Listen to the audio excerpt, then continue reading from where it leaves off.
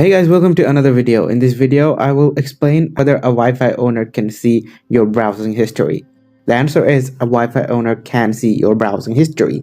As you can see, my Wi-Fi has two devices connected, and as long as these devices are connected to my Wi-Fi, the Wi-Fi itself is storing the browsing history in its own memory. Even if you delete the browsing history from your smartphone or your any other device, the browsing history will be saved in the router's memory itself. So how will you hide your browsing data from a Wi-Fi owner? Well, if you're not the Wi-Fi owner, then you should hide your browsing history. Well, to hide your browsing history, you can simply use a VPN. Well, in my case, I use the Surfshark VPN. Now, this VPN is very effective and it gives you 30-day money-back guarantee.